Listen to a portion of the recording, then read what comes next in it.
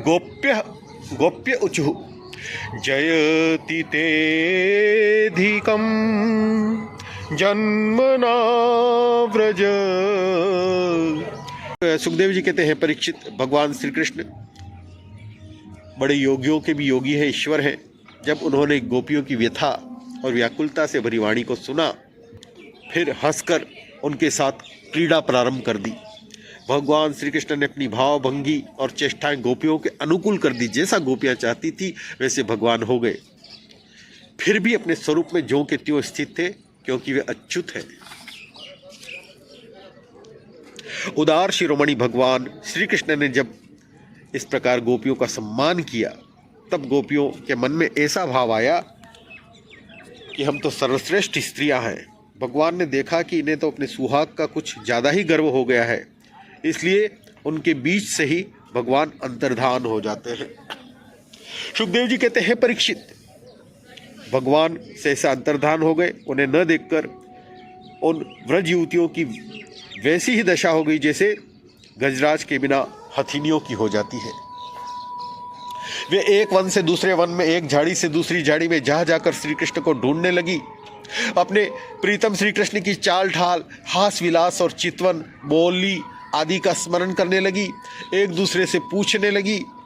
गोपियों ने बड़े बड़े वृक्षों से जाकर पूछा, हे पीपल, हे पाकर, हे बरगद, नंदन श्याम सुंदर अपनी प्रेम भरी मुस्कान और चितवन से हमारा मन चुरा कर चले गए हैं, क्या तुम लोगों ने उनको देखा है? हे बहन तुलसी, तुम्हारा हृदय तो बड़ा कोमल है, आप ही बताइए कि हमारे प्यारे श्री कृष्ण कहाँ हैं? इस प्रकार मतवाली गोपियां प्रलाप करती हुई भगवान श्री कृष्ण को ढूंढते ढूंढते कातर हो रही थी। और गाढ़ आवेश होने के कारण फिर जो कन्हैया ने लीलाएं की है, पूतना आदि वाली, उनको आपस में वो करने लगती है। कोई बाल कृष्ण बन गई है, कोई पूतना बन गई है, कोई छकड़ा बन गई है, कोई तृणावर्त बन गई है। ऐसे जैसे कन्हैया ने जो लीलाएं की थी वैसी लीलाएं वो करने लगी। हे परीक्षित, इस प्रकार लीला करते करते गोपियां वृंदावन के वृक्ष और लता आदि से फिर से श्री कृष्ण का पता पूछने लगी। पता पूछते पूछते एक जगह भगवान के उनको चरण चिन्ह दिख जाते हैं। भगवान के चरणों के चिन्ह वो रेत में दिख जाते हैं। फिर उन्हीं का अनुसरण करती हुई वो चल पड़ती है। और फिर मतवाली होकर गोपियां अपनी सूझ बूझ खोकर एक दूसरे को भगवान श्री कृष्ण के चरण चिन्ह दिखलाती वन वन में भटक रही है।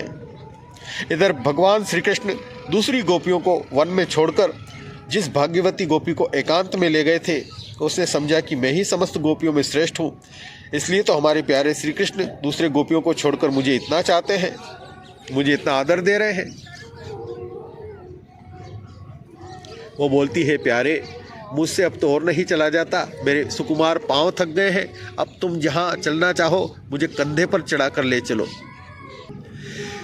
भगवान ने कहा, ठीक। जो ही कंधे पे चढ़ने का प्रयास करते हैं भगवान अंतर्धान हो जाते हैं, क्योंकि उस गोपी को ये हो जाता है, एक गोपी को, कि भगवान तो बस में रही है, अहम हो जाता है।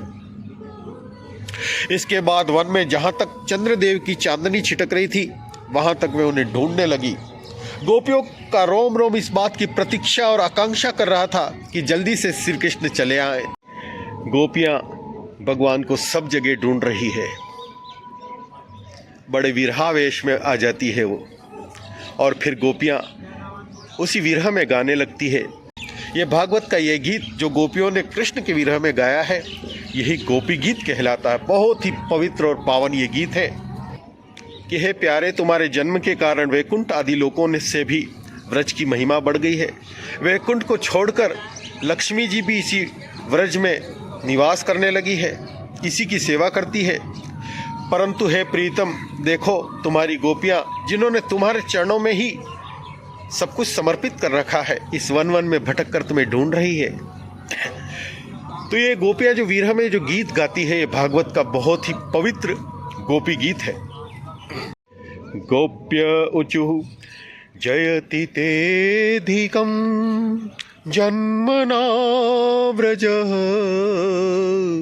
शयत इंदिरा शश्वदत्र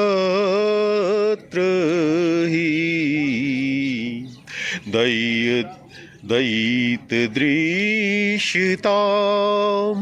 दीक्षुतावका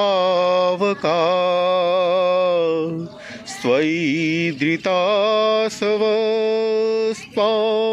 विचिन्वते।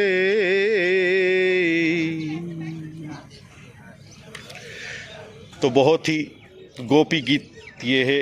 गोपियाँ विरह में गाने लगती है, तुम केवल यशोदा नंदन ही नहीं हो, समस्त शरीरधारियों के हृदय में रहने वाले साक्षी हो। हे अंतर्यामी, हे सखे, आप प्रकट होइए। हे कमल नयन, तुम्हारी वाणी कितनी मधुर है, उसका एक एक पद, एक एक शब्द, एक एक अक्षर मधुराति मधुर है। बड़े बड़े विद्वान उसमें रम जाते हैं, उस पर अपना सर्वस्व निछावर कर देते हैं। तुम्हारी उसी वाणी का रसवादन करके तुम्हारी आज्ञाकारिणी दासी गोपियां मोहित हो रही है। हे दानवीर, अब तुम अपना दिव्य अमृत से भी मधुर अधर रस पिलाकर हमें जीवन दान दो, छका दो। तो गोपियां अद्भुत स्तुति करती है विरह में। तो यही गोपी गीत है। और फिर वो कहती हैं, जब करते करते भी प्रकट नहीं होती तो उनको आवेश आने लगता है। वो कहती है, हे कपटी, इस प्रकार रात्रि के समय आई हुई हम युवतियों को तुम्हारे सिवा और कौन छोड़ सकता है? तुम ऐसे ही हो।